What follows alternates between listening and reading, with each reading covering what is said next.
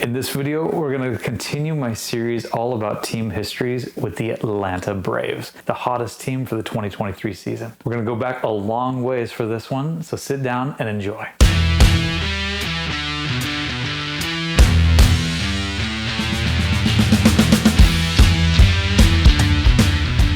What is going on, everybody? Thanks for joining me in my channel, Brutus on Baseball, once again. Today's video, I'm going to continue the series that I've been putting together all about team histories. I started with the Astros, I've been through the Phillies, Padres, Blue Jays, and today I'm going to talk all about the history of the Atlanta Braves. If you guys haven't seen my community tab, I've been putting poll questions up there about who I should cover for the next team. And Atlanta Braves won this time around in a landslide over the Texas Rangers and Arizona Diamondbacks. So here I am, we're going to go back way in time, all the way to the beginning of professional organized baseball to talk about the Atlanta Braves history. Now, like I said, the Atlanta Braves history has gone back over 150 years. The Braves originally started out as the Boston Red Stockings in the 1871 season. If you've looked through my History of Baseball series, you'll know a little bit about the Cincinnati Red Stockings, who were the best team in history, going 81-0 over the 1869 and 1870 seasons. But in 1870, after they lost a game, the team actually came together and voted to disband the team permanently. And the team leader, a guy by the name of Harry Wright, decided to move to Boston and create another super team, bringing along some of the best players, including his younger brother George Wright, and recruiting Al Spalding from the Chicago team. Because their origins had been in Cincinnati with the Red Stockings, they decided to keep the same team name, and they named them the Boston Red Stockings to start the 1871 season in the National Association of Baseball Players. And by starting in 1871, the teams that would become the Atlanta Braves are actually the oldest continuously playing professional sports team in the United States, barely beating out the Chicago Cubs, because the Cubs did not play in 1872 and 1873 due to a fire at their stadium. Now, the National Association of Baseball Players only lasted a couple short seasons from 1871 to 1875. The Boston Red Stockings were the super team in that National Association of Baseball Players, though, winning 4 out of 5 championships. And in 1876, several of the teams from the National Association of Baseball Players got together to form the new National League, the first professional league actually ran by team owners instead of the ball players themselves. Now, in the National League, the Boston team and future Braves were known alternately between the Red Stockings and the Red Caps between 1876 and 1882, which was a moniker created because they wore either Red Sox or Red Caps. But the Cincinnati Red Stockings also became a team in the National League, and so to avoid confusion, the Boston team was often referred to by their cap color instead of their sock color. But starting in 1883, the Boston team changed their name to the Boston Beaneaters, and they would keep that name all the way until 1906. Although the future Braves won 8 pennants during this time period in the late 1800s, there was no World Series until 1903, so the champion was just whoever had the best record at the end of the season, and there was no real playoffs before the 1900s. And by the turn of the 20th century, the Beaneaters were one of the worst teams in the league. The Boston Beaneaters were acquired by 2 brothers, George and John Dovey, prior to the 1907 season. And as a result of that acquisition, the team was quickly renamed the Boston Doves between 1907 and 1910. But the team was purchased again by another owner after the 1910 season, William Hepburn Russell. And just like the Doveys before him, he renamed the team after himself, the Boston Rustlers, for the 1911 season. But Russell would only last as an owner of the team for a single season, and James Gaffney took control in 1912. The team officially took on the name the Boston Braves for the 1912 season, a name that would eventually travel with the team from Boston to Milwaukee to Atlanta. The Braves moniker was chosen in honor of Gaffney, who was a member of New York's political Tammany Hall, which used an Indian chief as its symbol at the time to depict courage and bravery. Now, the various incarnations of the Braves teams, the Red Stockings, Red Caps, Beaneaters, Doves, Rustlers, and Braves, were Boston's team because they had been there since 1871, and they had by far the biggest fan base. But in 1901, a new team moved into town called the Boston Americans, and they came along with the American League and immediately stole several of the best players from the Boston Braves to come play for them. when the Boston Beaneaters changed their names to the Doves in 1907, the new owners of the team, the Dovies, eliminated red entirely from their uniforms, including the Stockings, because the team manager at the time thought that the red dye in the clothing could cause wounds to become infected. With the Beaneaters no longer wearing red anywhere in their uniforms, their crosstown rivals, the Boston Americans, quickly jumped on the opportunity to take over the Red Stockings name and called themselves the Boston Red Sox, thereby adopting the city's historic association between baseball and the color red as their own. The Braves and the Red Sox were rivals for fans for many years, with the Red Sox becoming the more popular and successful team over time. The Braves had a hard time recovering, including 4 straight last-place finishes between 1909 and 1912. But their fortunes would change drastically in the 1914 season. They started out a miserable 4 wins and 18 losses in the month of April, and even had a record of 26-40 as late in the season as July 4th, 15 games out of first place. But they turned it around in the second half of the season, eventually finishing with a record of 94 wins and 59 losses, behind key players like future Hall of Famers Johnny Evers and Rabbit Marinville, and capping it all off with their first World Series title by sweeping aside the Philadelphia Athletics and Connie Mack's $1 million infield. They are still the only team in baseball to finish in first place and win the World Series after being in last place as late as July 4th of the same season. But the Braves would have very little success beyond 1914 while in Boston, with only a handful of winning seasons and their only other lone World Series appearance in 1948 when they lost to the Cleveland Indians. The Braves stayed in Boston all the way through the 1952 season, a time which was marked by a lot of losing and a couple attempts to lure huge star players from other teams to come play for the Braves to drum up some excitement for the team. This began in 1923 when a new owner, Emil Fuchs, purchased the team with the promise of bringing star pitcher Christy Mathewson back to baseball. But Mathewson wasn't the same he used to be, after never having really recovered from tuberculosis that he had contracted while being a soldier in World War I. After that, the Braves traded for star second baseman Rogers Hornsby in 1928, and he was very effective for the team, hitting .387 in his one season. But he would be traded by the Braves to the Chicago Cubs the very next season, ending his very short tenure there as well. In 1935, in the middle of the crippling Great Depression, Fuchs was struggling as an owner to bring fans out to watch the team. He was desperate, and he worked out a deal with the New York Yankees to bring a very aging Babe Ruth to the Boston Braves to finish out his career. He promised Ruth a share of the profits, including roles as vice president and assistant manager of the team. But Ruth was a shell of his former self, and he deteriorated rapidly, to the point that he couldn't run or play the field anymore at all, and barely even had the stamina to hit. The relationship between Babe Ruth and the Braves team also deteriorated rapidly, with some of the pitchers and players refusing to go on the field if Babe Ruth was in the lineup. The great Bambino decided to retire on June 1st in the middle of the season, and the Braves went on to finish the season with a pathetic record of 38 wins and 115 losses. After this final miserable showing in 1935, Fuchs was forced to give up the team and sold it to new owner Bob Quinn. Quinn wanted to change things up a bit by changing the name from the Boston Braves to the Boston Bees. But the team's performance stayed just as poor for the short time that Quinn owned the team between 1936 and 1941. And after those 5 seasons, a new owner once again bought the team by the name of Lou Perini, and he restored the team name back to the Boston Braves. The Boston Braves started to see their fortunes change a little bit with the new ownership, as I mentioned before, reaching the World Series again in 1948, behind ace pitchers Warren Spahn and Johnny Sain.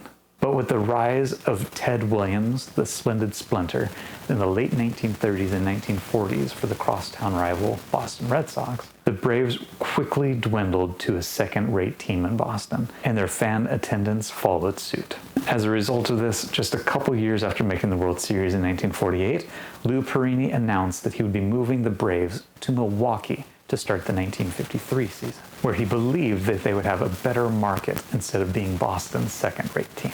Milwaukee was chosen because Perini had ties to Milwaukee growing up there, and Milwaukee was the home of the Braves' AAA team, so they had a field ready to go for them to play at.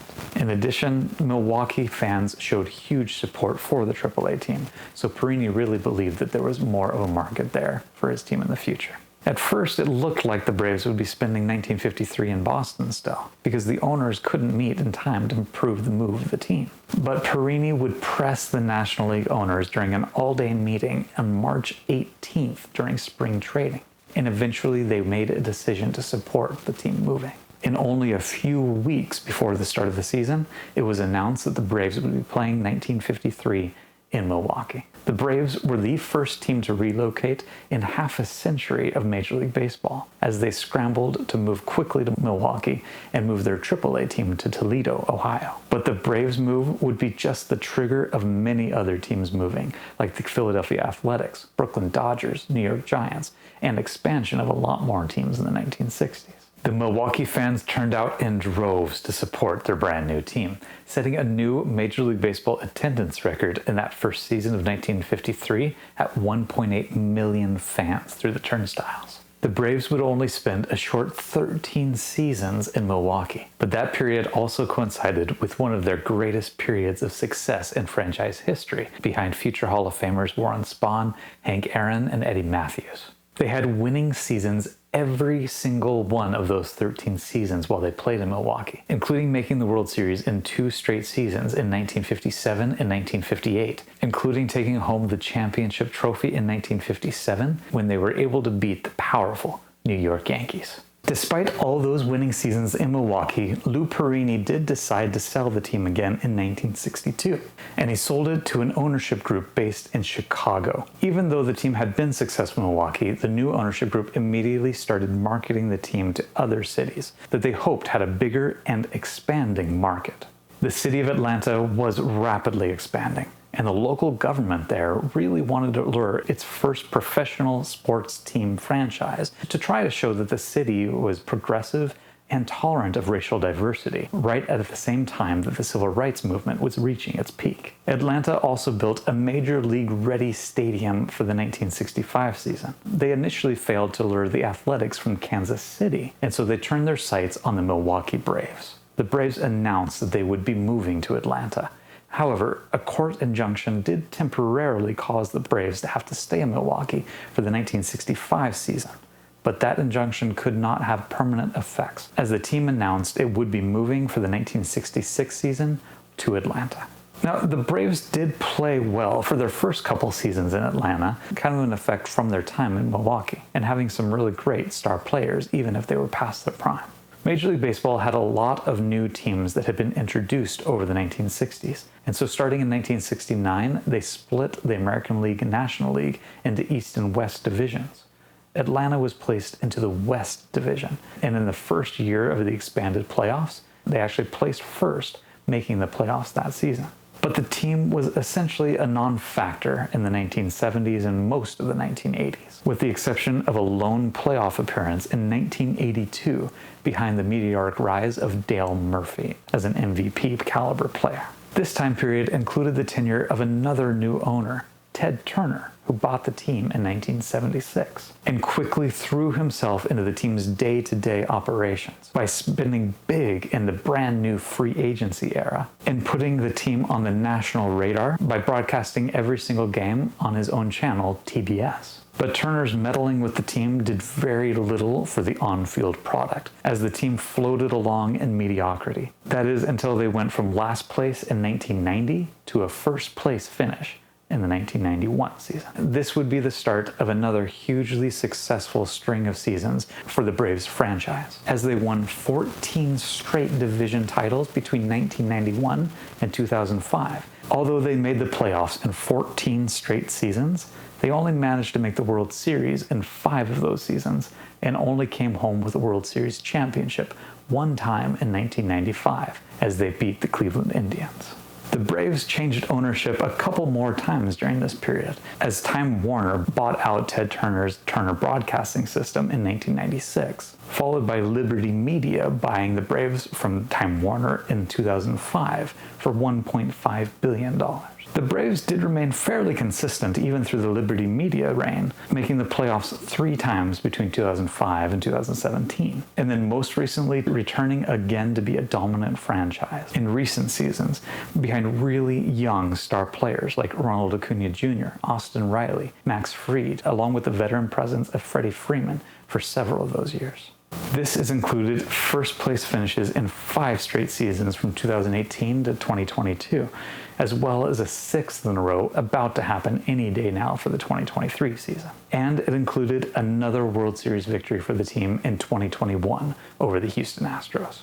So now that we've gone through the quick summary of the history of the team, let's talk about baseball stadiums where they've played. The Boston Red Stockings and Beaneaters started play at South End Grounds 1 ballpark in Boston's South End neighborhood, starting in 1871 and going until 1887. And then they moved to the South End Grounds 2 ballpark from 1889 to 1914. For 1 year in 1888, they did play at the Congress Street grounds, also in the South End neighborhood of Boston, as their new home was being built for 1889. The team would play at the South End Grounds 2 ballpark, from the Beaneaters to the Doves to the Rustlers to the Braves, until a new ballpark was built for the team in 1915, which was a huge support in response to the World Championship from 1914. This ballpark was named Braves Field and would be home for the team from 1915 all the way until their final season in Boston in 1952. After moving to Milwaukee, the Braves played at Milwaukee County Stadium from 1953 until 1965. And after moving to Atlanta, the team has called 3 different ballparks home, including Atlanta Fulton County Stadium from 1966 to 1995, Turner Field from 1996 to 2016, and finally their home at Truist Park, which was built for the 2017 season in Cobb County, which is northwest of downtown Atlanta, where they still play today. As I mentioned briefly before, although the Boston Red Stockings and Beaneaters saw a lot of success in the 19th century, there was no World Series prior to the 1903 season. Because of this, I'm only counting playoff appearances, World Series appearances, for after 1903 for the purposes of these videos. The Braves have been to the playoffs a total of 28 times in the past 120 seasons.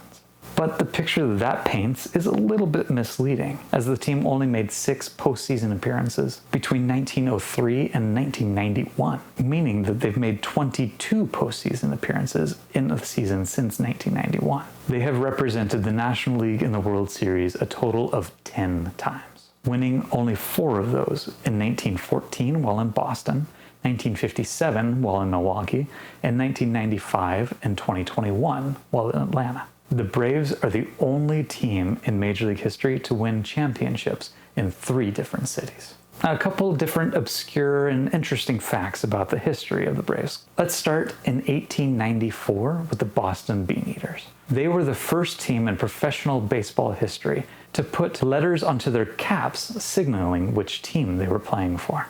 This was likely because they used red caps, as did a lot of other teams, so they'd wanted to differentiate themselves a little bit. It would not be long until all the other teams in the league followed suit, putting not only letters on their caps, but numbers on their back as well. The next interesting fact is about Hall of Fame third baseman Eddie Matthews. Matthews was a star player for the Milwaukee Braves team, playing for them each of those 13 seasons while they were in Milwaukee. But the interesting tidbit here is he started playing for the Braves in 1952, meaning that he played his first rookie season in Boston, then followed it with 13 seasons in Milwaukee, and moved with the team to play his last season with the Braves in Atlanta in 1966. He is the only player in Braves history to have played for the team in all 3 cities that they called home. One of the most memorable moments in Braves history was, of course, Hammerin' Hank Aaron's breaking of the home run record on April 8th, 1974. The record for the most career home runs was previously held by the great Babe Ruth, of course. He held that record at 714 home runs for 39 seasons. But Hank Aaron would come along and break the record with his 715th home run. had played his entire career with the Braves, starting with Milwaukee in the mid-1950s and moving with the team to Atlanta. But unfortunately, the Braves chose not to see him finish out his career with the Braves, as they traded him at the end of the 1974 season back to Milwaukee, this time to play his last 2 years with the young Milwaukee Brewers. A more recent interesting tidbit of information is in November of 2017, the Braves were the subject of an intense Major League Baseball investigation surrounding the team's practices of signing international prospects. The investigation had found that the Braves had violated numerous different rules. This included acts like offering bonuses to multiple players to avoid going too far over for signing a single player, or offering other benefits than money to be able to sign players. Imagine if they really want one guy, but they can't spend more than $1 million, but they offer him and his brother $2 million, but his brother's not really a prospect. They were using those kinds of methods to go around the rules of how much they could spend on players. These practices were obviously giving the Braves an unfair advantage in the international prospect pool. And as a result, Major League Baseball stripped them of 13 international prospects that they had signed over the previous seasons and granted those prospects free agency. Luckily for the Braves, none of those prospects have actually turned out to be great Major League players. John Coppolella, the Braves general manager at that time, was suspended for life from the game of baseball for his actions. However, he was just reinstated by Major League Baseball prior to the 2023 season. Now, we can't talk about the Braves without talking about the history of the Braves' logos, and as a result, their uniform styles. They have been historically represented by a variety of Native American logos, which have become less and less popular and less prominent over the last number of seasons. The Boston Braves started out with a Native American warrior in a headdress in the profile position.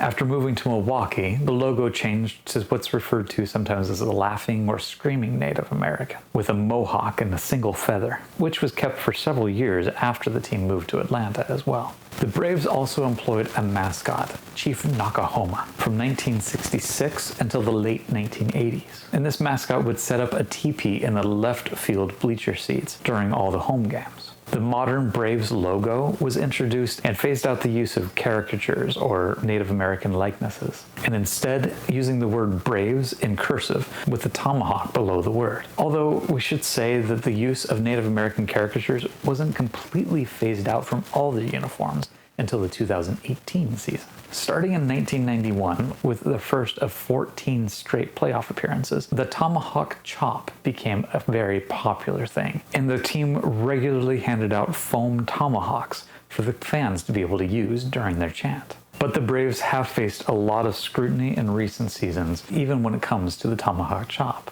This came to a head in the 2019 playoffs when Ryan Helsley, a pitcher for the St. Louis Cardinals and a member of the Cherokee Nation, was asked what he thought about the tomahawk chop.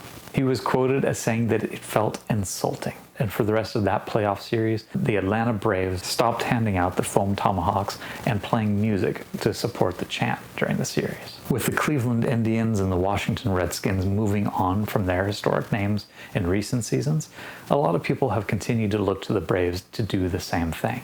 But the Braves ownership has continued and repeatedly said that a change from the Braves moniker is not under consideration.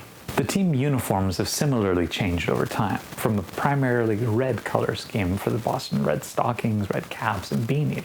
The team did deviate from the color scheme when they were renamed the Boston Bees in the late 1930s, taking on a yellow and blue color scheme. But the red color scheme was quickly returned to the Braves in 1942 when they changed their name back. The tomahawk beneath the Braves logo in cursive actually first appeared in the late 1940s and stayed with the team throughout their tenure in Milwaukee and into Atlanta. The Braves did change their color scheme to a blue base in the 1970s, which was a slight deviation from their previous decades, but they pretty quickly returned back to the classic Braves look in the 1980s and have kept it ever since. The Braves' team's success has spanned 4 general eras, including the first couple decades when they were the Boston Red Stockings and Beaneaters, consistently being at the top of the league in the 1870s, 80s, and 90s, behind Hall of Fame players like George and Harry Wright, Ross Barnes, Kid Nichols, and King Kelly.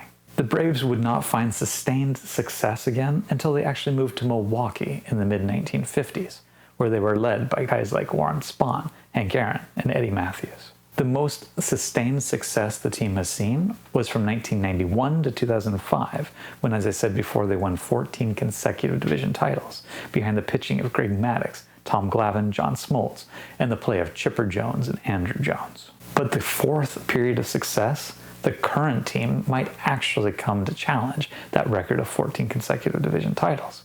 With players like Ronald Acuna Jr., Austin Riley, Max Fried, and Spencer Strider, they've won 6 division titles in a row, and who knows how many more that team will be able to win with so many young players at their core. Also, because of their long history, there are a plethora of players in the Hall of Fame that have played for the Braves at one time or another. A total of 36 players or managers that are in the Hall of Fame played or managed at one time or another for the various Boston teams associated with the Braves, from the Red Stockings to the Beaneaters to the Braves in 1952. 5 players in the Hall of Fame played for the Braves while they were in Milwaukee, and another 15 players or managers put on the uniform while the team was in Atlanta. That is a humongous list of Hall of Famers that are associated at one time or another with the Braves franchise.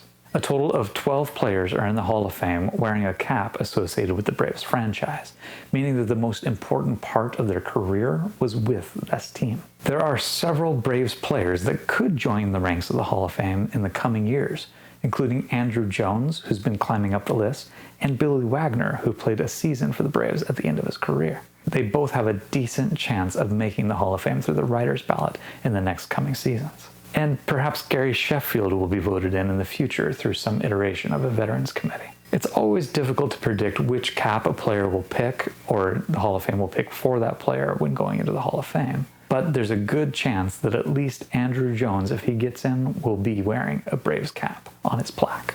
Now, to close this out, the list of the best Braves pitchers and positional players from the history of the franchise. The Braves have had a long history of really great players in the field, but the list of the top 5 or 6 best players are all fairly recent. Any list has got to start with Hank Aaron at the top, followed by Chipper Jones or Eddie Matthews. These are 2 great third basemen that could really go either way if you really look at their careers. After that, I'd probably put Andrew Jones, followed by Dale Murphy, and Freddie Freeman, who had a lot of great seasons for the Braves before signing with the Dodgers. For the best Braves pitchers of all time, there's some recent, but some that you have to go back a little bit further. Number 1 on the list for me is Greg Maddux. Even though he had some great seasons with the Cubs, he was a phenomenal pitcher and had the prime of his career for the Braves teams of the 1990s, including 4 straight Cy Young Awards. Number 2 would have to be Warren Spahn. Despite missing 3 full seasons at the beginning of his career, from the age of 22 to 24, he would come back and compile a Hall of Fame career by winning 363 games for the Braves teams. After Spahn, for me, would be Kid Nichols, an often forgot about 19th century player that played primarily for the Beaneaters in Boston, compiling 330 career wins with the Beaneaters for a 143 ERA+. Game was different at that time, but he was a phenomenal pitcher even compared to his peers. After Nichols, I'd probably put Phil Niekro, a knuckleball specialist, followed by John Smoltz and Tom Glavine. You could really convince me either way. Those guys had pretty similar careers in terms of value. So there you have it. I hope you enjoyed hearing all about the history of the Atlanta Braves franchise. Tune in next time where I'll cover another Major League Baseball team history. And in the meantime, keep talking baseball and we'll see you around.